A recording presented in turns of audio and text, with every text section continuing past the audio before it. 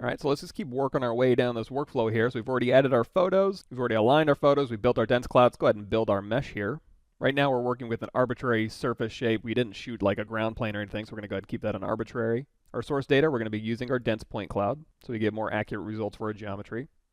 And under face count here, you're going to see we have high, medium, and low. Again, if you wanted to export just something as a placeholder or lower res for whatever you're trying to create, if you wanted to throw this directly on the Sketchfab, then I would say go ahead and do low. But for now, I'm going to choose high. If you wanted to, you can go here to custom, and if you choose a face count of 0, I believe this will just give you the raw geometry created by the point dense cloud, the dense point cloud. Of course, this could result in 20s of millions of polygons. So you can type in your own face count here. Arms going to go ahead and select high. That seems like it's going to be high enough. If you go over here to advanced, by default we have enabled, which basically means within a certain radius, every dense cloud point that we have, some holes will be automatically filled based within certain parameters within Photoscan. Large holes will still probably going to remain, but of course you can fill those during the geometry section, which we're going to get to in a second. If you go in here to extrapolated, that'll fill in all of your holes. And if you go in here to disabled, that won't fill any holes, but you're going to have to manually fill the holes anyways. I'm going to go ahead and say enabled is fine by default and hit OK.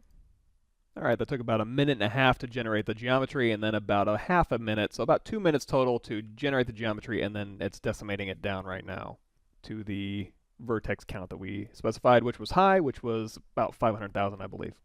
Now, you're still looking at the point cloud data because we have point cloud selected, the dense point cloud. But you're going to see we have some new options over here. So we have shaded, solid object, and then wireframe. If you click on wireframe and you zoom in, you're going to see here's the wireframe for our geometry here. If we go to shaded mode, here is just our geometry sitting here. So this is the geometry that it's created. And if we go to shaded mode here, here is the geometry with the vertex color applied. Now, one thing you can do at this point, you can go up here to Tools, Import, Masks. And if you had masks that you created externally, you would do it from File. If you wanted to import masks that from an alpha channel that you had externally, you could go ahead and do that. You can do it from background shot, which we're not going to get into for now, but what we're going to do is do it from model for all the cameras and then hit OK. So it's going to take our model that we've created, and using that model, it's going to generate masks for every single image that we have imported. Okay, that just took a few seconds there. So now if we double click on any of these photos, you're going to see it's already masked out. And the reason why we see the masked here is if we hover up here, you're going to see we have turned shading on and off. So here's the shading for our mask. And if you want to see the mask in here, you can just turn on the mask, and now we can just see the masks in our thumbnail here.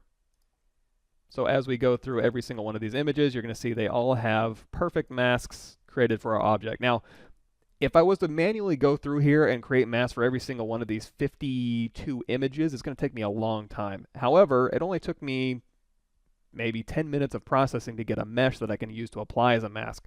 So in lieu of manually generating a mask for images, I would probably just go ahead and generate a high resolution mesh in 10 minutes, at least on this machine, after making my point cloud data. And probably it isn't even that long. I think probably closer to 5 minutes is more accurate.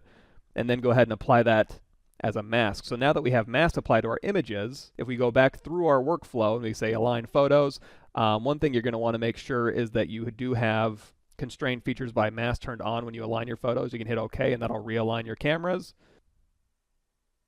And then when you go here to build your dense point cloud and you hit OK, it'll go ahead and generate your point cloud and completely ignore everything around the object, so it'll get you a much more focused point cloud. And it'll process faster. So that's just another alternative. Instead of going through here and manually creating masks, just use Photoscan to create a model to create your masks, and then that'll save you some time. And then you can go back through the workflow and get a slightly higher quality result. Now, I'm going to give you a comparison at the end of this, and the differences are negligible, so I'm going to go ahead and skip that step, but that's just another option for you. If you want to save these masks out for later, what you can do is you can go over here to Tools, Export Masks, and you can now export these. I'm going to go ahead and say single channel mask is fine. We can go all cameras here. The file name _ mask is okay. I'm going to hit OK. We'll throw those in the girl statue folder.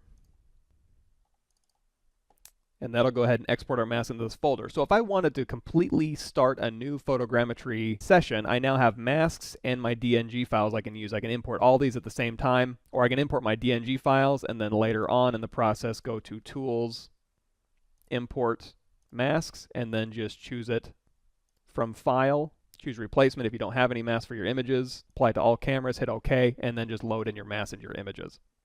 Very cool.